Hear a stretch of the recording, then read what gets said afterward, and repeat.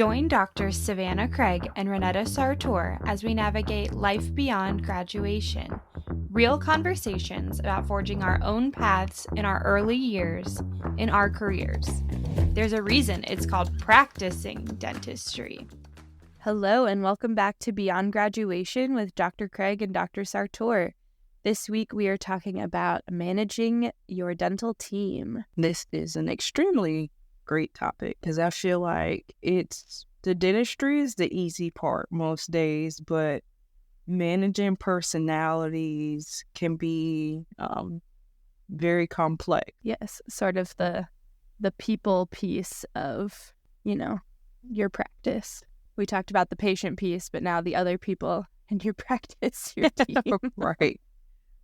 And, it's just probably the most important people that you're going to interact with because your team and the culture that your team has can make or break your practice. Yeah, and, you think about you're only one person in the grand scheme of this machine. So your team is, your extension of you in your practice. So, well, you are managing the big team over here as a practice owner.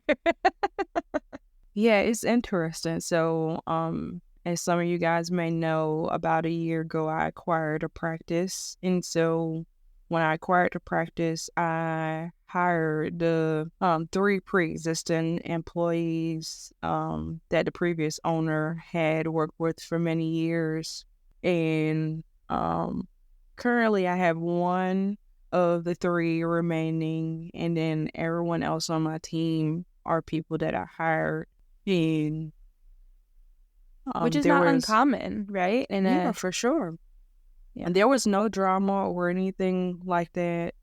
But what I will say is that 2 of the previous doctors, team members leaving allowed me to be able to build the culture that I wanted in the office. And kind of, they all came in and kind of had my vision and not the previous owner's vision in terms of how we see the office moving forward and how we treat each other and how we treat our patients. Do you think your patients have felt that culture shift? To some extent, I think it's more so a shift in terms of personalities because I acquired the practice from an older doctor. And we're in a very small town, so I think for the most part the thing that has remained the same is that he cares and cared for them, like his own family. And I do the same, and it's something with our team that we try to foster in every interaction that we have with our patients. I think it's more so the difference is just new people doing it, new personalities doing it as opposed to the team that the previous owner had. And, Interesting. How has, your experience of team management changed going from, resident to associate to practice owner now? I don't know about you, but in residency, coming out of dental school and not having an assistant at all, to actually having an assistant was awesome. But very soon in residency, you realize, okay, well, if I want my assistant to kind of know what I need and want from them as an assistant, I have to coach. And we have to work together, and I have to be able to lead. And so it wasn't a really big change from residency to my associateship that I was in for 4 years, because I just took those same concepts and would coach the assistants that I had as an associate.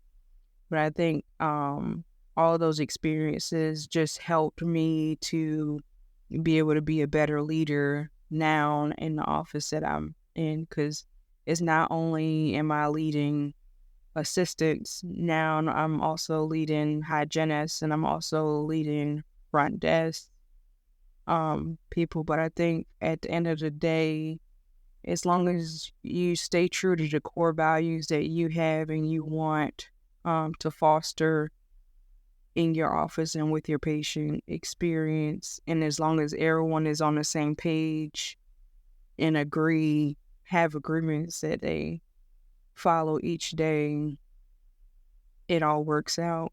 What about you? What's been your experience, as a new associate out of residency with Yeah. team management? Yeah, I think it's been interesting. In residency, the hope was that we had an assigned assistant that we worked with for several months, but just with team transitions and things like that, it never, worked out that way.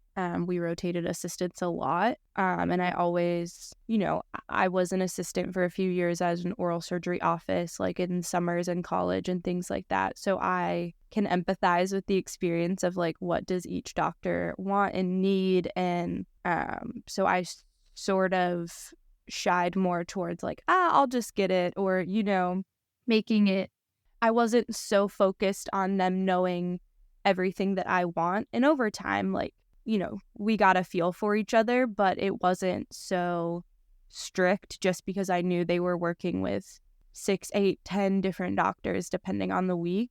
And so in my associateship, I do have a dedicated team at the 2 offices that I'm at. However, when I'm not there, they're working with other doctors still. So I try to give them some grace in that, all of us do different things. All of us ask for different instruments. And it's interesting to try to find that balance between, this is what I want and I need and I expect versus, I think you can learn so much from your team too. And they've been doing this far longer than I have. And just being oh, what does Dr. whoever use? And I did that a lot in residency, especially I was there to learn. So what does, try this instrument, try this forceps and see how it goes. But I think the struggle in my associateship has been determining when to step in and coach, when to not demand, that's not the right word, but you know what I mean, have certain almost my personal clinical operating procedures for what I expect for certain procedures. And it took time because some days I don't know what I want, so I can't expect my assistant to read my mind when I don't even know what I'm going to need. And so a lot of times I'm just grab anything and everything. We're not going to open it, but I would rather it be in the room with us than. And so it's been interesting to see because there have been things that I've been very vocal about. This is how I want it. This is what I need you to help me do. These sorts of things, and other things that I've just, I've stayed consistent with, but haven't necessarily vocalized it. And it's interesting to see the things that they pick up on over time. And maybe it's taken a little bit longer than had I come in and been this is exactly, my armamentarium for extraction of number 6. But I think it also gives them some agency to learn how I work. And, I think that sticks a little bit more than giving verbal direction sometimes. Have you had any situations where there may have been a misunderstanding or confrontation amongst the team? And how have you dealt with or managed that situation? Yeah, I think one of the most interesting things coming from, I'm a very new grad. Let's put it out there, coming from dental school, residency, it's still so new to me to have an assistant. And in residency, we still, as the residents, took on a lot. We were pouring up our own models. We were, writing our own notes, all of those things. And so there's a lot of expectation for my assistants to take control of a lot of things. And a lot of it's stuff that I don't even know that they can or should, according to other doctors, be doing for me. So there have been moments where it's just going to be faster, in my opinion, for me to go directly to the front desk and have a conversation rather than tell my assistant and then have my assistant go to the front desk. And we've had some tension about some of my assistants worrying that I don't trust them because I'm not giving them so much responsibility, if that makes sense. And so I've had to have conversations very frankly of, no, I'm it's not that I don't trust you. I'm just not trying to put all of this on you. We're a team. Or in Ohio, we have EFTAs who can fill our fillings for us, which is a very different world than I've ever practiced in before. It's incredible. I love it. Shout out to the EFTAs. You know, they do faster, more beautiful fillings that I can do, and it's awesome. I love it. But there are times where, even just yesterday, I had prepped one patient and my EFTA was filling, and I was going in to prep another patient, and it was just a couple occlusal composites. And the time it would have taken for me to get up, go find another EFTA, or wait for my EFTA to finish filling the other patient, we would have all been staying late. And so I just filled the fillings. And my EFTA came to me and was like, "Oh my gosh, did you not trust me to fill those fillings?" And I was like, "No, I am positive you could do occlusal composites." But I didn't want all of us to stay late. We're a team. You were doing your job in that room. You know what I mean? And if I would have waited for you to come fill those fillings, it would have put all of us behind. And I was already sitting there. I am capable of doing an occlusal composite. And so it's just been interesting, I think, for them to see me take not more responsibility on myself, but, I haven't had the luxury of these other roles for so long. So it's nothing for me to, go pour up a model or, I just think we're all a team and we all need to work together. But I think it's taken them a minute to realize that that's not a knock to their character or to their abilities. It's just part of teamwork, in my opinion. I think you bring up a great point, and it's something that I like, and I think it's pretty important in terms of managing a team or just managing relationships with people in general. I like that as soon as your assistant, had those thoughts, you were there to address them so that it didn't have time to fester and become a bigger issue. And I have found that's been something that has been really helpful to me, especially as a new practice owner, that is as soon as, any type of negative talk or, down talk of emotions amongst the team begins to happen, I'm able to kind of step in and have those conversations so that it doesn't become something bigger that, ruins the culture of, what we've worked so hard to try to build. Because, a lot of times that word trust that you said, it can take a long time to build trust, but with, very little, the trust can be destroyed too. So, I think I love what you said about, being a team player. And I think everyone on your team, while it's taking them a minute to get used to it, I think they will 100% appreciate it, because by you stepping up and not dictating, you do this and you do that, you're showing them that, okay, we're a team and I don't think I'm better than you because I'm a doctor. I'm willing to jump in and help so that all of us can get home to our families. Exactly. And I think, just reminding them of we all have weird days, bad patient interactions. We've all looked at our whoever weird across a patient, and, I can take those things so personally, and just like you said, reminding them, let's nip it in the butt. Come to me if we've had an interaction or maybe something I said came across, snippy or demanding. I've really tried to tell my team, please just come to me and let's address it immediately. And I think that's really helped too. And I try to meet with them at least once a week and be like, all right, these are the things that went really well. These are some things that, we need to adjust to. And I've really tried to, like I said, give them grace of I know you're working with so many other doctors, and I have my own quirks and, my own note templates that I stole from residency that are way more detailed than anybody else. And, just, I think, reminding them that, like, we're all learning together, and as long as we're taking good care of our patients, it's going to be okay.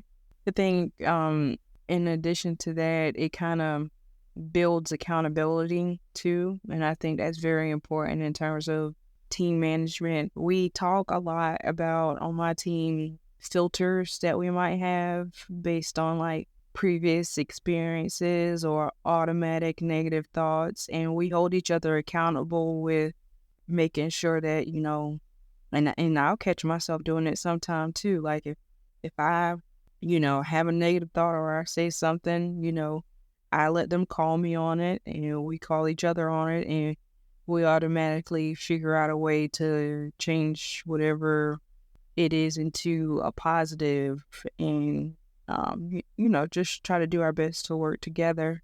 I think at the end of the day, like you said, it just boils down to transparency and honesty, and then everyone just knowing that we're in it together. And we're all human, Right. Like, I'll be the first to let them know, hey, I know I make mistakes, like, and I'm very quick to apologize if it's something that I dropped the ball on. And the only thing I ask from them is to have that same level of transparency and honesty. 100%. And I think, I don't know, it's been really cool to watch, like I said, things unfold like over time. And I think the other thing is they see my transparency with my patients too, of like, hey, this was an unintended bad outcome, or this didn't go the way we thought it would, or, and I set a lot of those expectations up front. But I think, if they see that I can treat my patients that way, they know that, like, basically I'm seeing everybody as equal humans here, and we're all just trying to do our best every single day. And I think that brings up a great point too, because I have had patients comment on how my assistant and I interact, or how our front desk coordinators interact with them. Yep. And patients, they know. Oh yeah, they can see everything. Yeah, they can sense toxicity. They can sense when, they know that people in the office, team members are treated well, and when they aren't. And I think that all goes back to, the culture. For sure. Yeah, I was reading, we love to read here on this podcast. I was reading Daring Leadership, Brene Brown's book. And one of like the core pieces of it is just like, if you assume that everyone is doing the best they can, then, if things aren't going the way you want it to, what like resources or support or training do they need, to get to that, versus like, if you assume people are lazy or, ignoring what you're telling them to do, then, that's a very different style of leadership than, okay, I'm assuming everyone is trying their best. What piece am I as the leader missing, to give my team the chance to succeed? And I think sometimes that's just respect and trust. That's very important. Every review that or meeting that I have with the team, I always ask them, what are things that you guys need from me to make things better for you, to make us be able to work easier and more efficiently. And I think that's pretty important, because the same way I'm reviewing their performance, they also have the opportunity to tell me ways that they think I can improve too. And I try to like humbly remind myself that, like, you can unplug me from this equation and input another dentist and this team still runs, at a certain extent. But I can't do my job without them. That's a very, very good point. I think that's a good point to end this week's episode on. Thank you guys so much for tuning in. We'll see you next time. Thank you for joining us for this episode of Beyond Graduation. If you enjoyed this week's episode, be sure to share it with a friend. Connect with us on social media at Savanah Craig DDS and at Dr. _Sartor. And remember, you are not alone on this journey.